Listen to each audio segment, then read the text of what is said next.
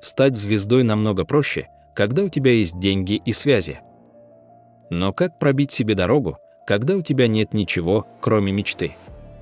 В этом видео 7 реальных и невероятных историй турецких актеров, которые выросли в нищете, но прошли через тяжелейший труд и смогли покорить миллионы зрителей по всему миру. Досмотрите до конца. История легенды турецкого кино в конце вас точно тронет. Поехали! Кадир Дагулу. Сегодня Кадир Дагулу – один из самых стильных и успешных актеров Турции, а его союз с Неслихан Атагюль считает образцовым вся страна. Но его детство прошло в Мерсине, в многодетной семье из 5 детей, где деньги на еду были редкой роскошью. Чтобы помочь родителям сводить концы с концами, Кадир начал работать всего в 9 лет. Маленький мальчик продавал воду на раскаленных улицах, подрабатывал в местной парикмахерской и брался за любую черновую работу. В юности он перебрался в Стамбул, где спал в крошечной съемной комнате и пахал официантом и помощником повара по 14 часов в сутки, отправляя почти весь заработок семье. Именно в ресторане его и заметили представители шоу-бизнеса. Закаленный тяжелейшим трудом с малых лет, Кадир не упустил этот шанс и выстроил блестящую карьеру. Озджан Денис.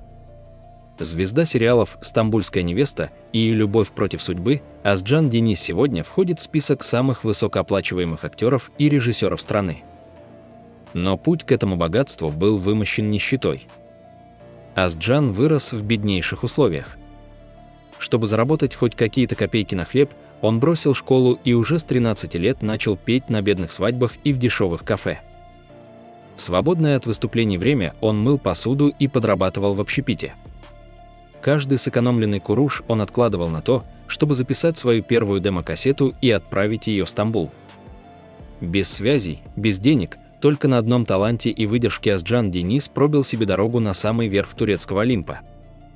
Халид Эргенч. Миллионы зрителей по всему миру знают Халида Эргенча как величественного и властного султана Сулеймана из сериала «Великолепный век». Кажется, что этот актер рожден для того, чтобы носить корону и жить в роскошных дворцах. Однако его реальная юность была бесконечно далека от королевского блеска. Хотя отец Халида был поэтом и музыкантом, семья постоянно находилась в глубоком финансовом кризисе и перебивалась огромными долгами. Когда Халид поступил в университет на операторский факультет, а затем в консерваторию, ему пришлось буквально выживать. Никакой поддержки от семьи не было, парень брался за абсолютно любую работу, чтобы оплатить учебу и не остаться на улице.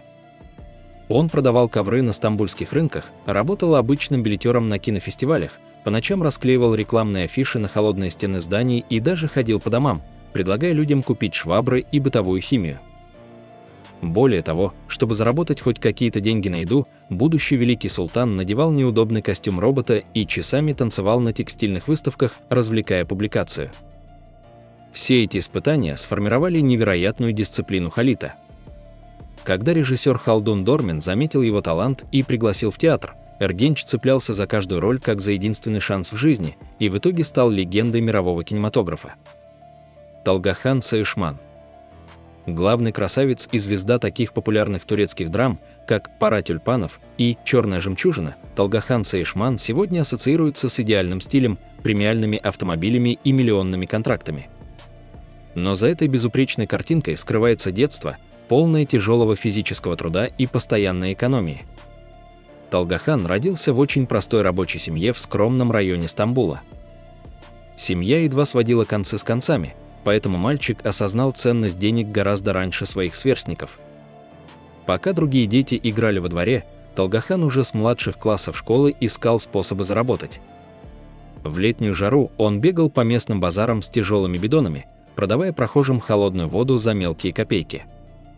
Чуть позже он устроился учеником в местную парикмахерскую, где целый день подметал волосы и мыл полы, а в подростковом возрасте перешел на еще более тяжелый труд, подрабатывал в стекольной мастерской.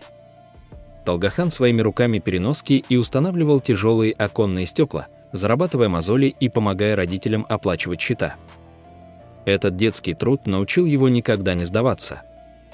Выиграв позже международный конкурс моделей Manhunt International, он пробился в кино, но до сих пор помнит, каково это – зарабатывать каждый куруш собственным потом. Кенан Имирзалы Оглу. Его называют главным харизматиком турецкого экрана, а его роли в сериалах «Эзель» и «Дядя Кара» вошли в золотой фонд кинематографа.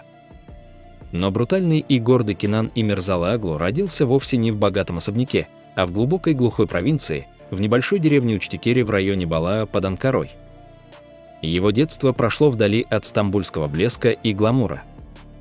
Маленький Кенан с малых лет познал, что такое тяжелый сельский труд на земле. Вместе со старшим братом он с раннего утра и до позднего вечера работал в поле, пахал землю, ухаживал за скотом, таскал тяжелые мешки и помогал семье выращивать урожай, чтобы просто обеспечить себе пропитание. Условия были спартанскими, а жизнь в деревне – изнуряющей. Переезд в Стамбул ради учебы в университете на математическом факультете стал для него огромным культурным шоком и в то же время билетом в другую жизнь. Друзья уговорили высокого парня подать заявку на конкурс «Лучшая модель Турции». Не имея ни связей, ни денег, Кенан выиграл этот конкурс, а затем ворвался в кино.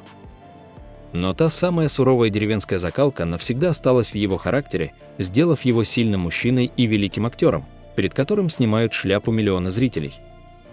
Мурат Йылдырым. Звезда романтических и драматических телехитов Мурат Йылдырым сегодня собирает стадионы поклонников и снимается в масштабных проектах. Однако его путь к славе был тернистым и начинался в условиях строжайшей экономии и скромности.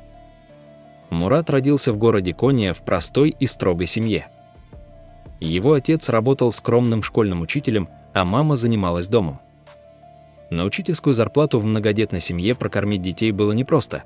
Каждый турецкий лир был на счету, а о покупке дорогих вещей или игрушек не было и речи. Родители прививали сыну главное правило – все в этой жизни нужно зарабатывать исключительно собственным умом и упорством. Обладая техническим складом ума, Мурат с трудом накопил денег на переезд в Стамбул и поступил в престижный технический университет на инженера-механика. Чтобы выжить в огромном мегаполисе без финансовой помощи со стороны, будущий секс-символ турецких сериалов брался за любые подработки. Параллельно учебе он играл в студенческом театре, где его искренность и драматический талант заметили режиссеры. Мурат прошел путь от скромного парня из учительской семьи до звезды мировой величины, доказав, что истинный талант всегда пробьет себе дорогу сквозь любые преграды. Чагатай Улусай. Сегодня имя Чагатай Улусая – это бренд. Он снялся в первом турецком сериале для Netflix «Защитник», получает миллионные гонорары и выбирает только самые громкие проекты. Глядя на его уверенность и харизму, сложно поверить, что когда-то он был обычным парнем из простого рабочего района Авджелар на окраине Стамбула. Чагатай вырос в семье иммигрантов. Его отец работал скромным служащим, а мать была домохозяйкой.